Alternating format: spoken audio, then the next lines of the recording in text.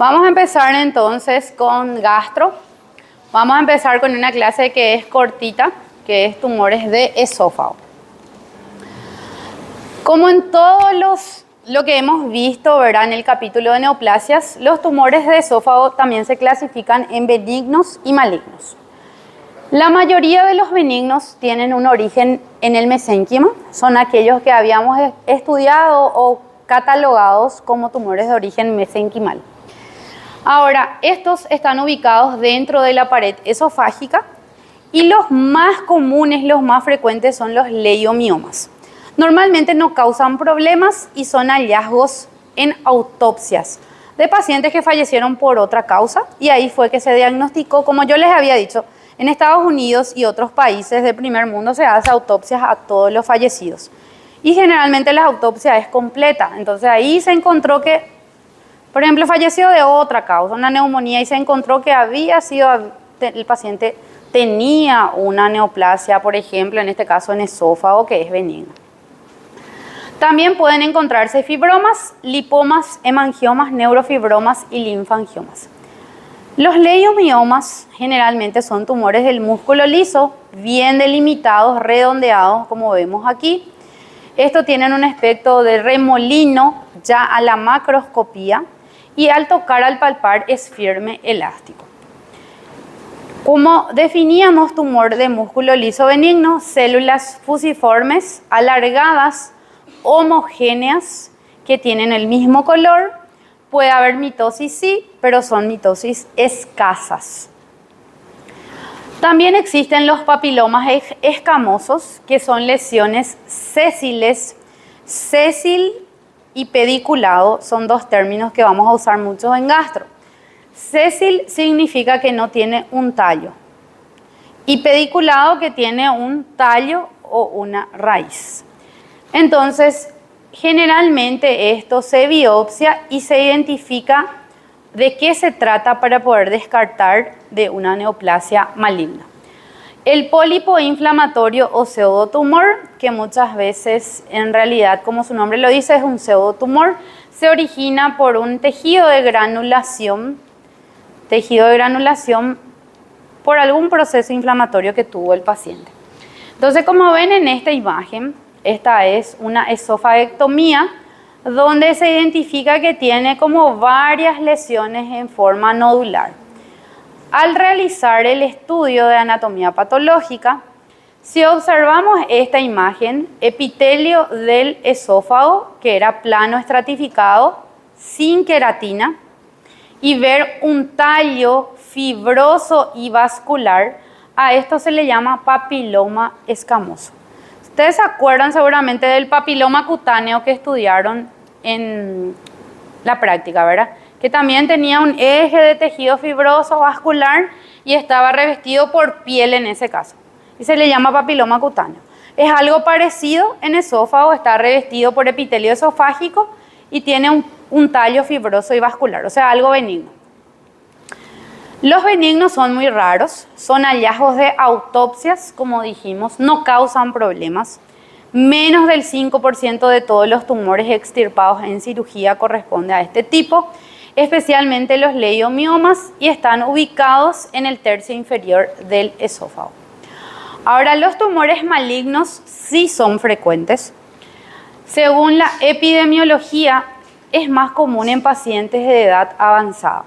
Es decir, normalmente cuando se habla de neoplasias, la mayoría afecta a mayores de 50 años, ¿verdad? Por eso dice aquí, es excepcional que ocurra antes de los 40 años. Predomina en el sexo masculino, o sea, los varones están más afectados que las mujeres. Ahora, ¿se acuerdan que en tiroides decíamos es más frecuente en mujeres? ¿Verdad? Aquí esto es más frecuente en varones y muchas de las patologías del tracto gastrodigestivo son más frecuentes en varones según la estadística. Entonces, la causa como tal se desconoce, ¿verdad? O sea, no se sabe muy bien, pero se atribuye a varios factores, ¿verdad? Por ejemplo, el abuso del alcohol y el cigarrillo, nuevamente, ¿verdad? Patologías esofágicas previas, como el esófago de Barrett o la acalasia, donde hay una dilatación del esófago y no funciona como tal. Son asintomáticos durante gran parte de su desarrollo. Eso es lo malo, ¿verdad? Que no da síntomas hasta que sea tarde, ¿verdad? Y si hablamos del esófago, el carcinoma de células escamosas constituye el 90% de las neoplasias. O sea, esófago, lo más común es carcinoma de células escamosas. Después vamos a ir entrando en estómago, vesícula, páncreas, ¿verdad? Y en todos ellos es adenocarcinoma. Esa es la gran diferencia. El primer punto que tienen que diferenciar. Esófago, el más frecuente es célula escamosa. También ocurre adeno, pero en un porcentaje bajo. Ahora, ¿cuáles son los síntomas que ocurren? Porque dijimos que primero no da ningún síntoma. Cuando aparece, generalmente el 50% del lumen ya está obstruido. O sea, si el esófago pensamos que es como un tubo, el 50% ya está obstruido por el tumor cuando empieza a manifestarse los síntomas en el paciente. Entonces, el primer síntoma que aparece es la disfagia progresiva. El paciente en principio tiene dificultad para tragar alimentos sólidos, ¿verdad?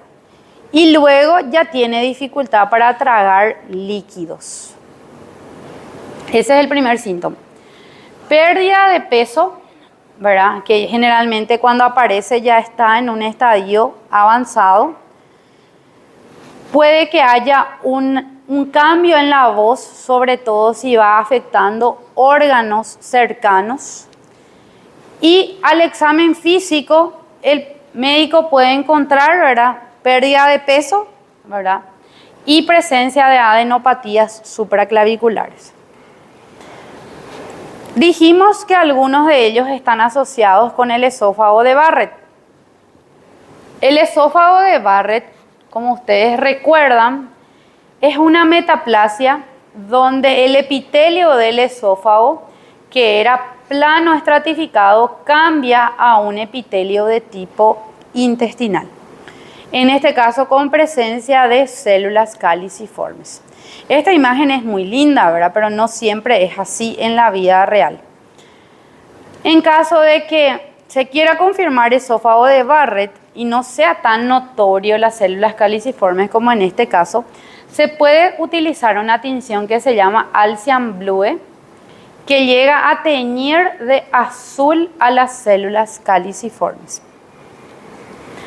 En cuanto a la clasificación histológica, como dijimos, en esófago 90% es carcinoma escamoso o espinocelular, epidermoide o pavimentoso. Es lo mismo, son sinónimos todo esto. Luego le sigue en frecuencia adenocarcinoma. Después tenemos otros más raros como carcinosarcoma, tumor del estroma gastrointestinal o GITS, tumores endocrinos y melanomas.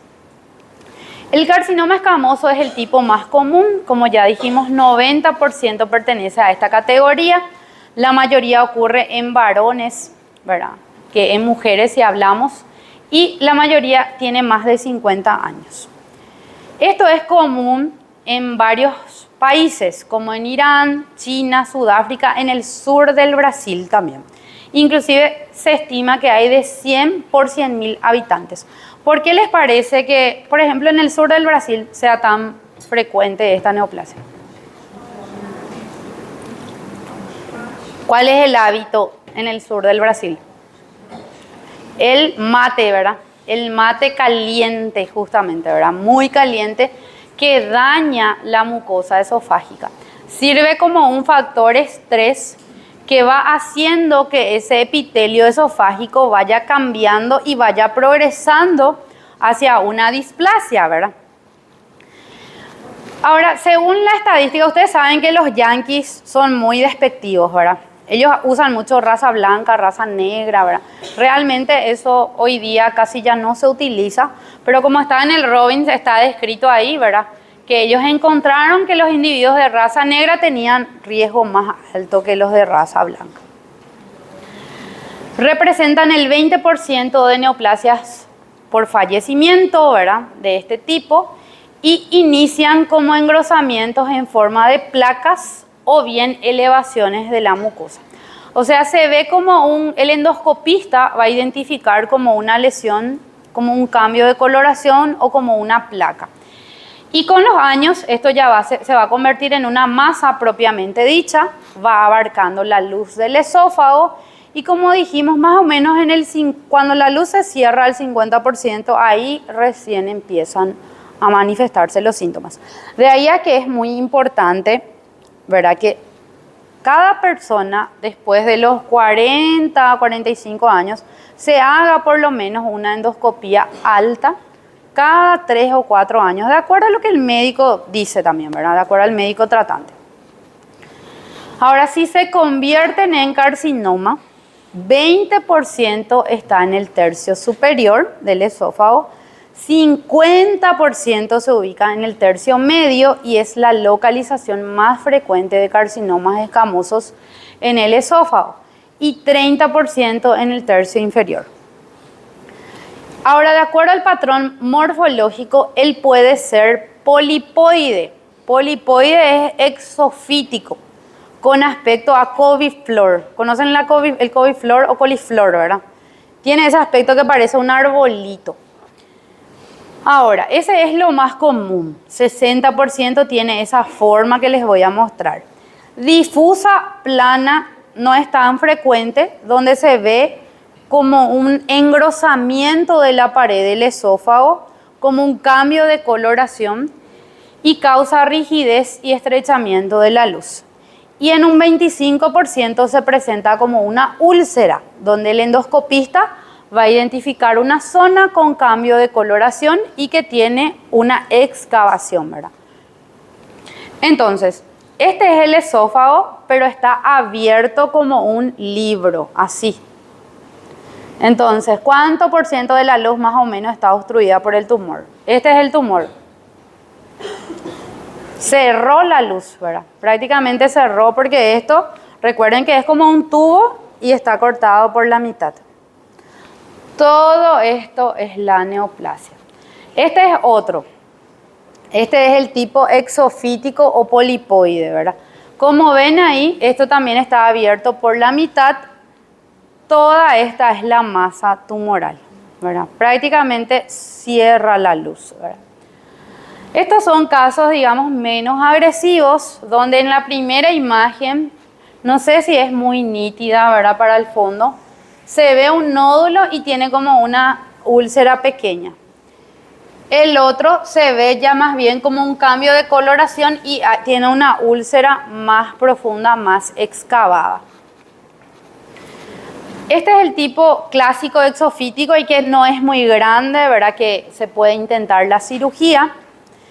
Cuando nosotros, ahora entramos en esófago. En tumores de esófago, como en muchos tumores que vamos a desarrollar, son catalogados por los clínicos como ASA 5. No sé si alguna vez se hicieron una cirugía y se hace una evaluación prequirúrgica que se llama ASA, ¿verdad?, donde se evalúa si es ASA 1, ASA 2, ASA 3, ASA 4, ASA 5. Las neoplasias del tracto digestivo, y ahora empezamos una de ellas muy agresiva, que es el esófago, es ASA 5. ¿Qué significa ASA 5?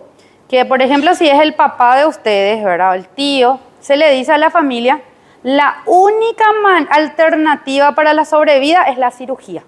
Pero no sabemos si va a aguantar la cirugía. Y tenés que firmar este documento si estás de acuerdo a que se haga la cirugía.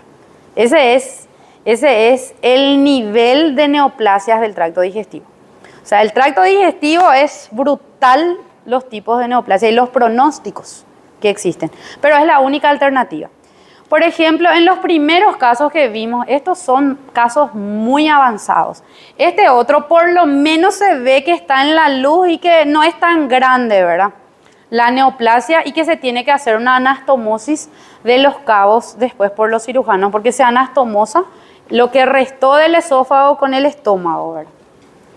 Y aún así el paciente puede fallecer por las complicaciones posteriores, ¿verdad? Entonces aquí también vemos otro caso exofítico. Aquí vemos un nodular ulcerado, Aquí vemos otra masa ulcerada. Ahora, según la histología, ellos pueden ser bien moderada, pobremente diferenciados. Pero lo más común, lo más habitual es que sean bien a moderadamente diferenciados, ¿verdad? Según la estadística, el grado 1 y el grado 2 por histología es lo más común, ¿verdad? También existen otros tipos como el verrugoso de células escamosas, de células fusiformes, el escamoso de células basaloides, que son otros tipos. Y aquí se usa la misma categoría que hemos estudiado. El bien diferenciado, que tiene perlas de queratina, atipia leve, moderadamente diferenciado, atipia moderada, focos de queratina. Y el pobremente diferenciado, aquí por ejemplo dice moderada a pobremente diferenciado. Es lo que yo les dije, que podía existir también. Se puede colocar también de moderada a pobremente diferenciado si no es una pieza quirúrgica. Si es una pieza quirúrgica, normalmente tenemos que quedarnos con uno de los grados, ¿verdad? Donde prácticamente no hay queratinización.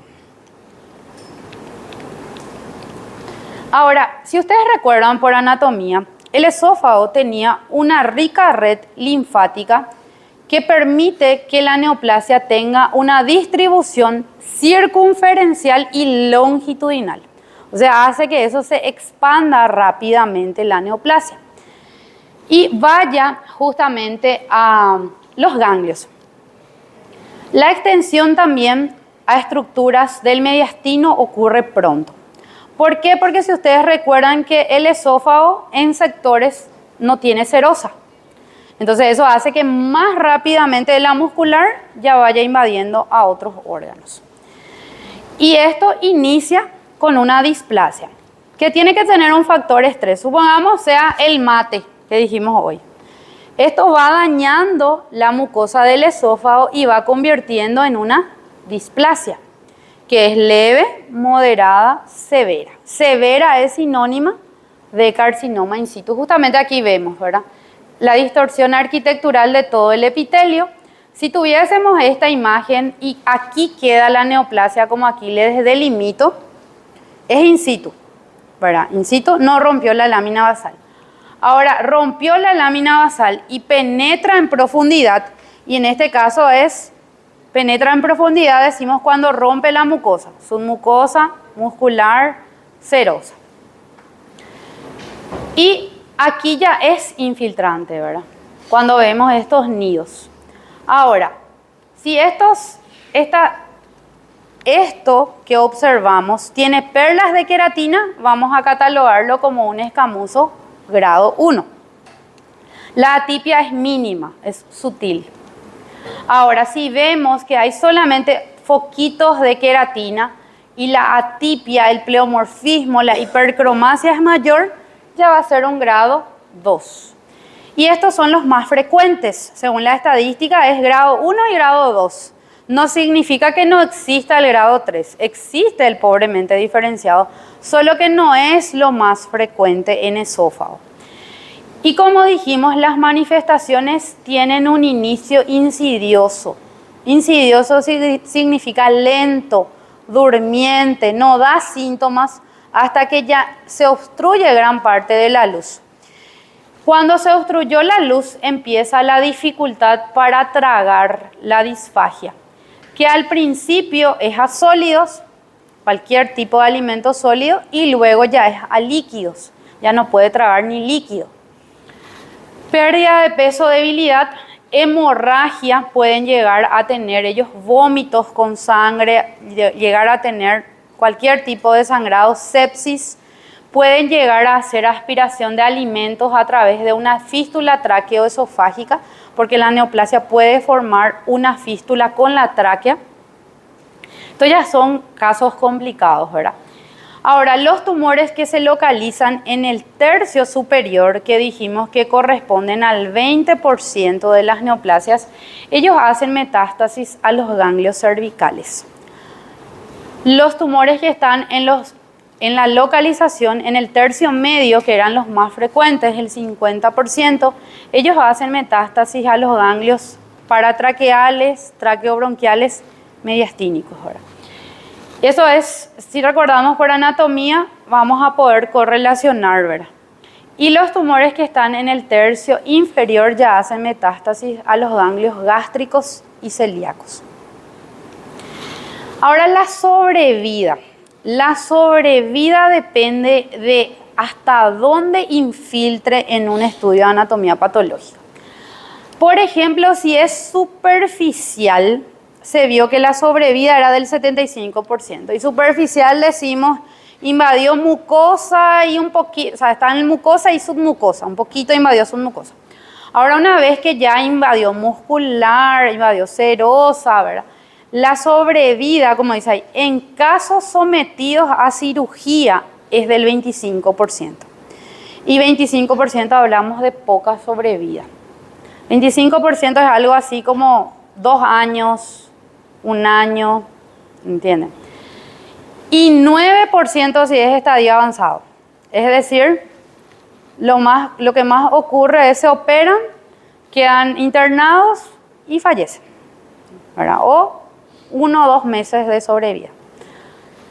Las recidivas locales son frecuentes después de la cirugía. O sea, el médico que le va a operar al paciente le tiene que informar eso, que a pesar de todo, la cirugía es la única alternativa de sobrevida, pero tampoco garantiza la curación, que esto puede volver, puede recidivar, ¿verdad? Hasta ahí es carcinoma escamoso, que es el más frecuente. Ahora vamos a hablar del adenocarcinoma. Como habíamos definido, el adenocarcinoma es un tumor maligno de diferenciación glandular. Ellos tienen una patogénesis que es el esófago de Barrett, que es la metaplasia que habíamos hablado, ¿verdad? En un 10% de casos tienen esa asociación. También se consideran la obesidad y el tabaquismo como factores de riesgo. No existe una asociación clara, por ejemplo, con el alcohol y la aparición del adenocarcinoma, ¿verdad? Pero sí la infección por Helicobacter pylori. Si el paciente, por ejemplo, tiene antecedentes de gastritis por Helicobacter pylori, que este Helicobacter también esté afectando la mucosa del esófago, ¿verdad? Existe esa correlación. Por eso es que siempre cuando hay Helicobacter pylori positivo, se tiene que hacer el tratamiento, completar, repetir la biopsia y ver que realmente se eliminó, porque es muy difícil de eliminar. Hay toda una clase, gastritis. Esa es otra clase que es de gastro, que vamos a estar estudiando. Los adenocarcinomas entonces se originan en el esófago de Barrett, la gran mayoría se localizan en el tercio distal. A diferencia del carcinoma escamoso, que era más frecuente en el tercio medio, aquí lo más común es que esté en el tercio distal del esófago. También existe, pero es raro, rara vez se origina de una mucosa gástrica heterotópica. Por ejemplo, en el esófago hay una masa gástrica ectópica y que ahí se origina. Eso es lo que nos dice, ¿verdad? Que es raro, pero está descrito en los libros. Inicialmente él tiene un aspecto de placa elevada. Con el tiempo llegan a medir igual o más de 5 centímetros y pueden invadir difusamente o hacer úlceras. Son adenocarcinomas mucosecretantes. Ellos pueden presentar diferenciación intestinal o tener células en anillo de sello. Si ustedes recuerdan, el anillo de sello habíamos hablado como mal pronóstico también en el capítulo de neoplasias y decíamos vamos a tocar mucho anillo de sello cuando estemos en gastro. Con frecuencia existen múltiples focos de mucosa displásica, por lo cual se solicitan múltiples biopsias. En realidad, según el consenso de los gastroenterólogos, se tiene que tomar mínimo 6 fragmentos de biopsia, de 6 a 8, para que sea una biopsia bien realizada y no se dé el diagnóstico de insatisfactorio, inconcluso, etc. Entonces, mínimo el endoscopista debe de tomar 6 a 8 muestras. Si alguna vez se hicieron una endoscopía o sus familiares se hicieron, miren cuántos fragmentos se extirpó. Mínimo debe ser 6 para decir que es completa. En este caso se identifica, es una esófago-gastrectomía. Esta es esófago, en la parte del esófago y ya extendiéndose hacia el estómago se ve una imagen ulcerada. Esta es una pieza en fresco. El esófago normalmente tiene este color rosa pálido. Toda esta zona que vemos rojiza es la zona donde probablemente inició con un esófago de Barrett y ahora ya tiene la formación de una úlcera extendiéndose hacia el estómago. Esta es otra biopsia, o sea, otra resección quirúrgica donde esto es esófago, esto es estómago y aquí esta es la lesión nodular ulcerada. Otra muestra donde da para ver la zona excavada, ¿verdad? Como una úlcera. Y histológicamente vamos a buscar la formación de glándulas, ¿verdad? Glándulas atípicas. Aquí sí se utiliza la clasificación del porcentaje de formación de glándulas. Más del 95% glándulas, grado 1, como estudiamos en neoplasias, atipia leve. Entre el 50 al 95% formación de glándulas, grado 2, atipia moderada. Y menos del 50% de formación de glándulas, áreas sólidas, nidos, sábanas de células, anillo de sello, todo eso queda como grado 3. Entonces aquí, por ejemplo, vamos viendo glándulas, son atípicas, ¿verdad? Esto probablemente va hacia un grado 1, esto la atipia ya es mayor, probablemente un grado 2. Aquí, por ejemplo, muchas glándulas, atipia leve es grado 1, ¿verdad? Aquí, por ejemplo, glándulas pero con mucho estroma interpuesto era grado 2, ¿verdad? Que era algo que habíamos explicado, ¿verdad? Entonces, entre el 50 al 95% es grado 2. Cuando yo veo mucho estroma, como en este caso, y se ven glándulas, es grado 2. Y anillo de sello ya prácticamente queda como grado 3. Esto, por ejemplo, donde prácticamente se ven células atípicas fusiformes. Aquí hay anillo de sello, anillo de sello, anillo de sello, anillo de sello. A veces es un poco difícil de ver el anillo de sello, pero cuando uno ve un anillo de sello, ve los demás. En el laboratorio nosotros tenemos anillo de sello para esta parcial, que es en el adenocarcinoma gástrico de tipo difuso, que vamos a ver. Entonces a esto se le llama difuso o anillo de sello y las células son bien atípicas, bien pleomórficas y prácticamente no forman glándulas. Aquí también hay más anillos de sello con la mucina en su interior. También la clínica no es distinta del carcinoma escamoso. Afecta a mayores de 40 años, más en hombres que en mujeres.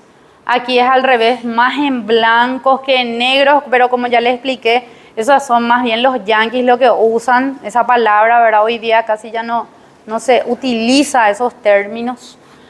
También ellos consultan por disfagia, disminución de peso, hemorragia, dolor torácico y vómitos. El pronóstico también es malo, como otras neoplasias del esófago. La sobrevida a los 5 años es inferior al 20%. Cuando se habla de sobrevida de 20, 25% de eso, tienen que ya aprender, ¿verdad? Desde ahora, que es malísimo el pronóstico. Menos del 20%, y hay algunos que vamos a ver de 5%. Sí, vamos a ir estudiando los porcentajes, ¿verdad? Pero esto es malo, el pronóstico también. Y para terminar ya, un caso clínico, ¿verdad? Nos habla de un paciente de 58 años. Dice que él consulta por decaimiento del estado general, que ocurre mucho en esta neoplasia. Dificultad para tragar alimentos sólidos, pero no tiene dificultad para ingerir líquidos. O sea, es para sólidos su problema, ¿verdad? Él refiere una pérdida de peso de 10 kilogramos en los 2 últimos meses. O sea, él le refiere al médico que aproximadamente, supongamos, tenía 70 kilos y ahora está con 60 kilos desde hace 2 meses. El primer plan es solicitar un hemograma, ¿verdad? Una endoscopía digestiva alta. Primeramente, en el hemograma ya se encuentra que hay una hemoglobina de 8.1. ¿Les parece normal? No, ¿verdad? Ya nos dice que hay una plaquetopenia, las plaquetas están 90.000 y también hay una hipoalbuminemia, ¿verdad? La albúmina tiene 2.3. Entonces el primer plan es solicitar transfusión antes de iniciar la cirugía, ¿verdad? Pero por supuesto antes de la cirugía tenemos que encontrar dónde está el problema, ¿verdad? En la endoscopía. En la endoscopía dificulta pasar el tubo por la presencia ya de una lesión nodular, ¿verdad?, de gran tamaño que va achicando la luz del esófago. Como les dije, aquí se toma 6 muestras como mínimo de sectores que le llaman la atención al endoscopista. Nos envían para un primer diagnóstico, o sea, hace una primera biopsia antes de decidir la cirugía. En este caso de aquí, yo ya les muestro, esto ya es la cirugía, donde se hizo una esófago-gastrectomía parcial. La parte de arriba, esto es el esófago, ¿verdad? Normal, tiene este color rosa pálido. Todo este color rojizo no es normal. Y aquí ya vemos una lesión nodular ulcerada, que era lo que se veía en la endoscopía alta. Pero les repito, aquí ya tenemos un primer diagnóstico por una primera biopsia de anatomía patológica. Con ese diagnóstico se va a la cirugía. Ahora, si nosotros decimos, esta es la biopsia, la primera biopsia que nos llevó a la cirugía, aquí se identifica el epitelio del esófago plano estratificado. Y aquí ya vemos la proliferación neoplásica maligna, que no es normal, ¿verdad? Porque está invadiendo desde la mucosa y se va extendiendo. ¿Qué tipo de neoplasia les parece que este es? Primeramente, ¿es carcinoma escamoso o es adenocarcinoma? ¿Veo epitelio escamoso o veo glándulas? Veo glándulas, ¿verdad? Porque se ven luces glandulares. O sea, es un adeno. ¿Y qué tipo de adeno es? ¿Es grado 1, grado 2 o grado 3? Dijimos que por la estadística normalmente que sea grado 3 es poco probable y si es grado 3 tenemos que ver nidos sólidos. O sea, es grado 1 o grado 2. Esto quedó como grado 2, ¿verdad? Porque grado 2, recuerden, entre el 50 y el 95% forma glándulas y va a haber estroma. Hay estroma. En el grado 1 prácticamente las glándulas están todas compactas y la atipia también es leve. Entonces es grado 2. Hasta ahí es la clase. ¿Tienen algún